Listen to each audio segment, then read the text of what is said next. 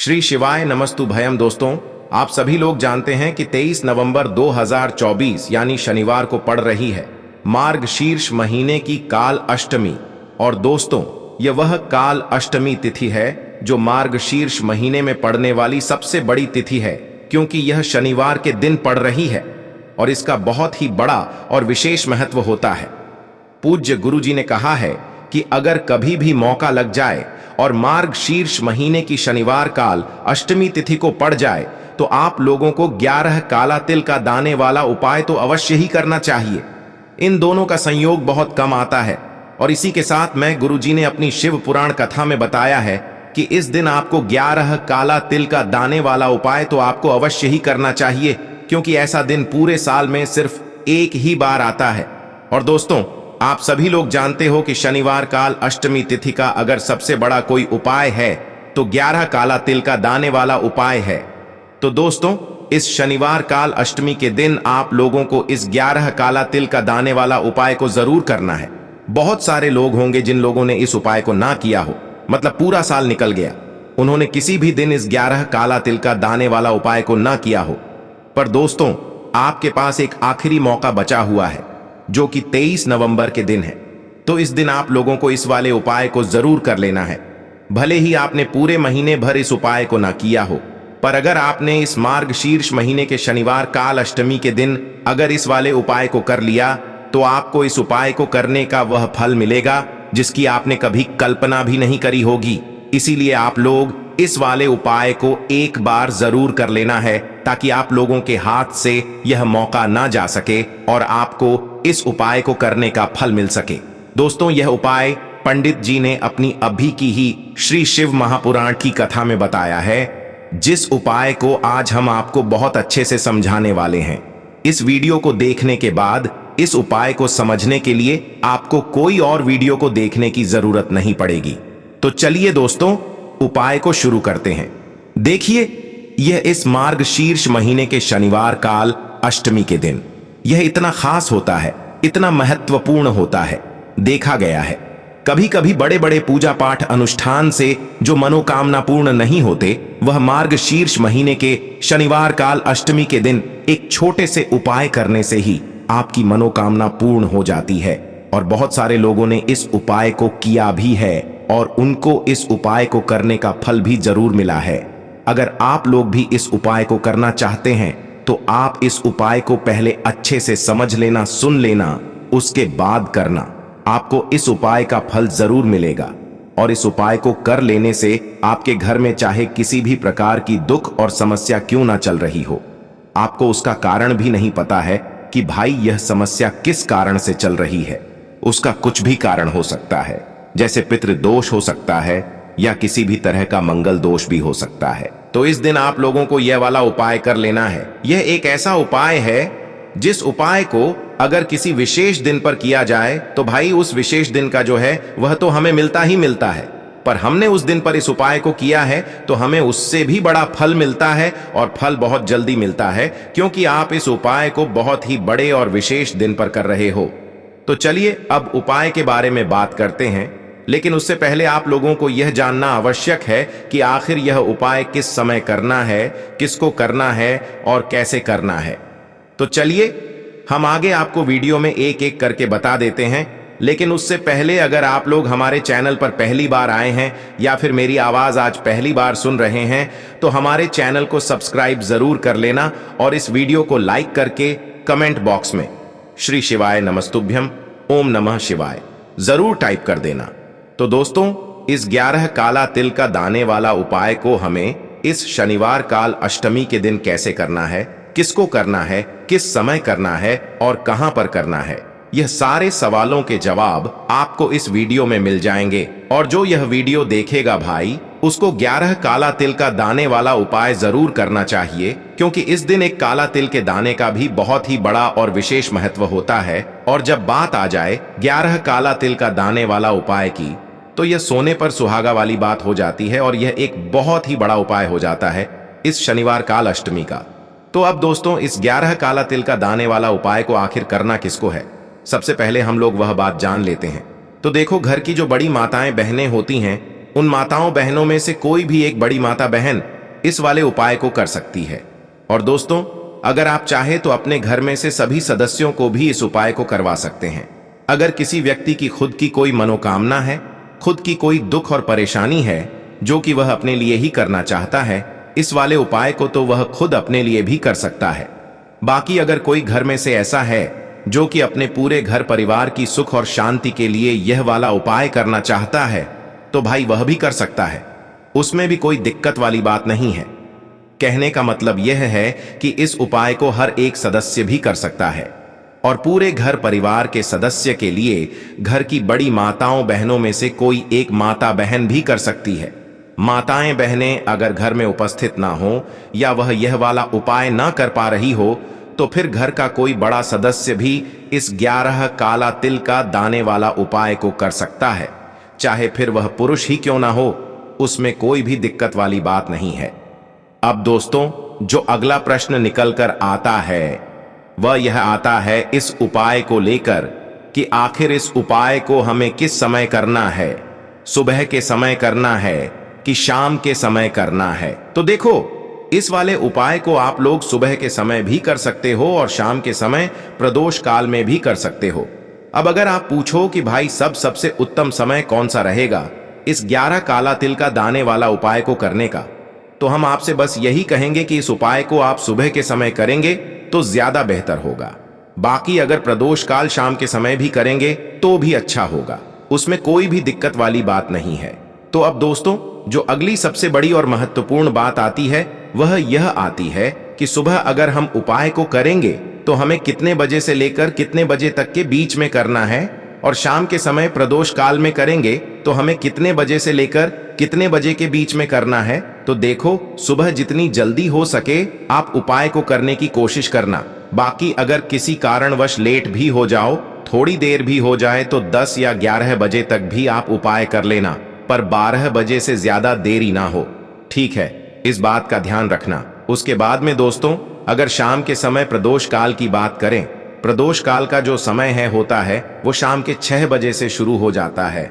मतलब शाम के 6 बजे से लेकर 7 बजे के बीच का जो समय होता है, ये समय प्रदोष काल का समय होता है। तो आप इस उपाय को 7 या 8 बजे के बीच में भी कर सकते हो। मतलब शाम के 6 बजे से रात 8 बजे के बीच में आप कभी भी इस वाले उपाय को कर सकते हो, उसमें कोई भी दिक्कत वाली बात नहीं है। देखिए, इस वीडियो में हम पूज्य गुरुजी द्वारा बताए गए 3 बहुत ही खास उपायों के बारे में जानेंगे। इनमें से जो भी उपाय आपकी समस्या के लिए उचित हो उसे आप कर सकते हैं। पहला उपाय उन लोगों को करना है जिन्हें धन की प्राप्ति नहीं हो पा रही है। कर्ज उनके जीवन में लगातार बढ़ते ही जा रहा है। जीवन में जो धन के रास्ते हैं वह सभी बंद हो चुके हैं। जीवन में लगातार आर्थिक समस्याएं बनी हुई हैं, तो ऐसे लोगों को यह पहला उपाय करना चाहिए। देखिए, शनिवार का दिन है, इसीलिए आपको एक पीपल का पत्ता ले लेना है। जो भी आपके घर के आसपास पीपल का वृक्ष है, वहां से आपको एक पीपल का पत्ता तोड़ लेना है, या फिर पीपल के वृक्ष के नीचे पीपल का पत्ता गिरा हुआ है तो उसे भी आप साफ सुथरे पानी से धो करके उपयोग कर सकते हैं। फिर इसी के साथ में आपको थोड़ा सा शहद लेना है। शहद आपको मात्र 2 से 4 बूंद ही लेना है। फिर इसी के साथ में आपको एक लोटा शुद्ध जल लेना है, तांबे के पात्र के अंदर अपने ही घर से। फिर सबसे अंत में आपको काले तिल के दाने ले लेने हैं। देखिए, काले तिल के दाने आप 11, 21, 51 या फिर 108 जितने भी आपके पास उपलब्ध हैं उतने आप ले लें। देखिए, इस दिन आपको एक विशेष कार्य करना है, क्योंकि शनिवार का दिन है और शनिवार के दिन यह विशेष काल अष्टमी की तिथि पड़ी है। इसीलिए आपको शनिवार के दिन काले तिल वाला यह विशेष उपाय अवश्य ही करना है। शनिवार काल अष्टमी के दिन यह उपाय करने से हमें शनिदेव की कृपा प्राप्त होती है, और पीपल के पत्ते यह उपाय करने से हमें लक्ष्मी नारायण की कृपा भी प्राप्त होती है, और इसी के साथ में हमें महादेव की कृपा भी प्राप्त होती है। तो हमें एक साथ तीनों देवताओं की अनन्य कृपा प्राप्त होती है। देखिए, सबसे पहले तो आपने जो काले तिल लिए हैं उन्हें आपको पीस लेना है, यानी कि पाउडर के रूप में तैयार कर लेना है। अब देखिए, सभी सामग्रियां लेकर के आपको पहुंच जाना है। भगवान शिव के मंदिर में पूज्य गुरुजी ने बताया है कि यदि इस उपाय को आप प्रदोष काल के समय में करते हैं तो यह आपके उपाय के लिए बहुत ही सर्वोत्तम होता है। लेकिन आपको प्रदोष काल में समय नहीं मिल पाता है तो फिर आप सुबह से लेकर के शाम तक किसी भी समय में इस उपाय को कर सकते हैं। देखिए, सबसे पहले तो आपको ये सभी सामग्रियां लेकर के भगवान शिव के मंदिर में पहुंचना है। देखिए, मंदिर पहुंचने के बाद सबसे पहले तो आप जो एक पीपल का पत्ता लेकर के आए हैं उसकी चिकनी साइड पर आपको पूरे ही पत्ते पर शहद का लेपन कर देना है। देखिए, आपको ये जो शहद है अपने सीधे हाथ की चीटी उंगली के जो पास वाली उंगली है, अनामिका उंगली, उसी से पीपल के पत्ते पर लगाना है। और इसी पीपल के पत्ते के ऊपर आपने जो काले तिल का एक पाउडर काले तिल का पाउडर तैयार किया था उसे भी आपको पीपल के पत्ते के ऊपर ही रख देना है। देखिए दोस्तों, सबसे पहले तो आपके पास जो एक लटा शुद्ध जल है इसे आपको भगवान शिव की शिवलिंग पर धीरे धीरे अर्पित कर देना है। श्री शिवाय नमस्तुभयम इस मंत्र का जाप करते हुए। अब देखिए, आपने जो पीपल के पत्ते का एक लेप तैयार किया था उसे आपको अपने दाहिने हाथ में रखना है और इसे पीपल के पत्ते से आपको शिवलिंग में चारों तरफ अच्छे से लेपन कर देना है। शिवलिंग पर आपको पीपल के पत्ते से काले तिल और शहद का अच्छे से लेपन कर देना है। पीपल का पत्ता अपनी हथेली में रख करके आपको चारों तरफ शिवलिंग पर अच्छे से इसका लेपन कर देना है और अंत में आपको यह जो पीपल का पत्ता है इसे भगवान शिव के शिवलिंग पर अर्पित कर देना है। पूज्य गुरुजी ने बताया है कि यह जो लेप है इसे आपको शिवलिंग के ऊपर ही लगाना है, कटी वाले भाग पर नहीं लगाना है। शिवलिंग का लेपन करने के बाद अंत में पीपल का पत्ता भी आपको शिवलिंग पर ही अर्पित कर देना है और महादेव से आपको आपकी मन की जो भी मनोकामना है, चाहे वह मनोकामना कर्ज मुक्ति के लिए हो, चाहे आपकी जो मनोकामना है वह धन प्राप्ति को संबंधित हो, जिस भी प्रकार आपकी मनोकामना है उसे आपको शिवलिंग के सामने बोल देना है और फिर इसके बाद आपको पुनः अपने घर आ जाना है। पूज्य गुरुजी ने बताया है कि जब भी हम शनिवार काल अष्टमी के दिन इस उपाय को करते हैं तो हमारे जीवन में धन की वृद्धि होती है। इसी के साथ में हमें माता लक्ष्मी की कृपा प्राप्त होती है और हमारे जीवन में चाहे कितना ही भारी खर्च हो वह भी महादेव की कृपा से दूर हो जाता है। अब दोस्तों, इसके बाद हम जानते हैं पूज्य गुरुजी द्वारा बताए गए दूसरे खास उपाय के बारे में। देखिए, यह उपाय उन लोगों को करना है जिनके शरीर में कोई भी भारी रोग हो चुका है, जिन उनके पेट में कोई भी समस्याएं बनी रहती हैं, शरीर के किसी भी अंग में कहीं ना कहीं दर्द होता है। तो पूज्य गुरुजी ने बताया है कि आपको अपने रोग को समाप्त करने के लिए यह विशेष उपाय अवश्य ही करना चाहिए। देखिए, इस उपाय को करने के लिए आपको मात्र एक लोटा शुद्ध जल ले लेना है, तांबे की पात्र के अंदर अपने घर से, और इसी के साथ में आपको एक प्यारी सी बेलपत्र ले लेनी है। देखिए, बेलपत्र यदि आपको प्राप्त नहीं हो पाती है तो शिवलिंग पर चढ़ी हुई बेलपत्र को आप पुनः उपयोग कर सकते हैं। बस आपको ध्यान रखना है कि यह जो बेलपत्र हैं कहीं से भी कटी फटी खंडित नहीं होनी चाहिए। अब देखिए, सबसे अंत में आपको थोड़ा सा शहद लेना है। शहद आपको मात्र आधा चम्मच या फिर उससे भी कम लेना होगा। अब देखिए, ये जो तीनों ही सामग्रियां हैं इन्हें आपको भगवान शिव के मंदिर में लेकर के पहुंच जाना है। देखिए, पूज्य गुरुजी ने बताया है कि यह जो उपाय है इसे आप सुबह से लेकर के शाम तक किसी भी समय में कर सकते हैं। देखिए, सबसे पहले तो आपके पास जो एक बेलपत्र है उस पर आपको जो आपके पास शहद है उसे लगा देना है। देखिए, बेलपत्र की जो सबसे बड़ी वाली पत्ती होती है और इसकी जो चिकनी साइड होती है उस पर आपको अच्छे से शहद का लेपन कर देना है। शहद का लेपन आपको अपने सीधे हाथ की चीटी उंगली के पास वाली उंगली अनामिका उंगली से ही करना है। तो देखिए दोस्तों, इस प्रकार से आपको यह बेलपत्र तैयार कर लेनी है। अब देखिए दोस्तों, आप जो एक लोटा शुद्ध जल लेकर के आए हैं उसे आपको धीरे धीरे भगवान शिव की शिवलिंग पर अर्पित करते जाना है और लगातार आपको शिव महापुराण के मूल मंत्र श्री शिवाय नमस्तुभयम इस मंत्र का जाप करते रहना है। अब देखिए, आपके पास जो एक बेलपत्र है उसे आपको अपने सीधे हाथ की हथेली पर रखना है और आपको कुंदकेश्वर महादेव का मन में स्मरण करना है तथा आपके शरीर में जो भी बीमारी है, जो भी रोग हैं, उसे दूर करने के लिए आपको कुंदकेश्वर महादेव से प्रार्थना कर लेनी है। फिर यह एक बेलपत्र आपको भगवान शिव के शिवलिंग पर अर्पित कर देनी है। फिर इसके बाद आपको श्री शिवाय नमस्तुभयम इस मंत्र का 11 बार जाप कर लेना है। और मंत्रों का जाप करने के बाद आपको यह जो बेल पत्र है पुनः शिवलिंग से उठा लेनी है और कुंदकेश्वर महादेव से इस बेल पत्र को आपको औषधि स्वरूप प्राप्त कर लेना है। अब देखिए, आपने जो बेल पत्र की आगे वाली पत्ती पर शहद लगाया था उसे आपको चाट लेना है और 10 मिनट के बाद आपको जो आपने शहद लगाया था बेल पत्र की बड़ी वाली पत्ती पर उसे भी आपको अच्छे से चबा चबा करके खा लेना है। पूज्य गुरुजी ने बताया है कि इस पत्ती को खाते समय आपको कुंदकेश्वर महादेव से यही प्रार्थना करनी है कि आपका जो रोग है वह कुंदकेश्वर महादेव की कृपा से समाप्त हो रहा है। पूज्य गुरुजी ने बताया है कि जो भी व्यक्ति इस उपाय को कम से कम 5 शनिवार कर लेता है तो उसके भारी से भारी रोग में भी उसे आराम मिलना प्रारंभ हो जाता है। अब इसके बाद हम जान लेते हैं गुरुजी द्वारा बताए गए तीसरे उपाय के बारे में। देखिए, यह उपाय भी आपको अपने जीवन से दुर्भाग्य को समाप्त करने के लिए करना है। इसी के साथ में धन धान्य की वृद्धि के लिए करना है।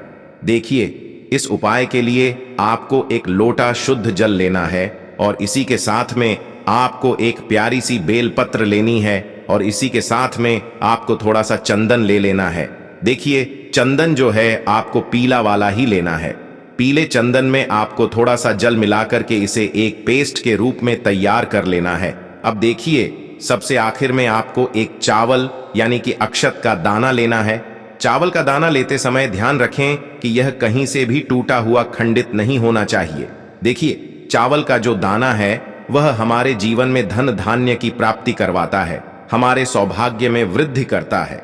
इसके लिए आपको एक चावल का दाना अवश्य ही लेना है। अब देखिए, सारी ही सामग्रियां लेकर के आपको पहुंच जाना है भगवान शिव के मंदिर में। देखिए, आप इस उपाय को किसी भी समय में कर सकते हैं। सुबह से लेकर के शाम तक आप इस उपाय को किसी भी समय कर सकते हैं। देखिए, मंदिर पहुंचने के बाद सबसे पहले तो आपके पास जो एक बेल पत्र है उसकी आगे वाली पत्ती पर चिकनी साइड पर आपको इस चंदन का अच्छे से लेपन कर देना है। चंदन लगाने के बाद इसी के ऊपर आपको एक चावल का दाना भी रख देना है। चंदन का जो आपने लेपन किया है उसी के ऊपर आपको एक चावल का दाना चिपका देना है। फिर इसके बाद आपको यह जो एक बेलपत्र है इसे शिवलिंग पर अर्पित कर देना है और आपको महादेव से प्रार्थना कर लेनी है कि आपके जीवन में जो भी दुर्भाग्य चल रहा है उसे समाप्त करने की कृपा करें। फिर आपके पास जो एक लौटा शुद्ध जल है इसे आपको धीरे धीरे शिवलिंग पर अर्पित कर देना है और लगातार आपको शिव महापुराण के मूल मंत्र श्री शिवाय नमस्तुभ्यम इस मंत्र का जाप करते रहना है। पूज्य गुरुजी ने बताया है कि जल आपको बिल्कुल धीरे धीरे समर्पित करना है और जल को अर्पित करते समय आपको महादेव से लगातार प्रार्थना करते रहना है। देखिए, गुरुजी ने बताया है कि यदि इस उपाय को आप इस शनिवार काल अष्टमी की तिथि पर कर लेते हैं तो हम आपको यकीन दिलाते हैं कि आपके जीवन में चाहे कैसा ही दुर्भाग्य चल रहा हो, चाहे जितनी भी दरिद्रता चल रही हो, तो महादेव की कृपा से, माता लक्ष्मी की कृपा से आपके जीवन में धन धान्य की प्राप्ति होगी और आपका जो दुर्भाग्य है वह भी सौभाग्य में बदल जाएगा और आपके जीवन में भी सुख समृद्धि तथा वैभव की प्राप्ति होगी। तो दोस्तों, ये थे पूज्य गुरुजी द्वारा बताए गए कुछ बहुत ही खास उपाय। अगर आपको जानकारी अच्छी लगी हो तो वीडियो लाइक करिएगा। मिलते हैं फिर एक नए वीडियो के साथ। श्री शिवाय नमस्तुभयम।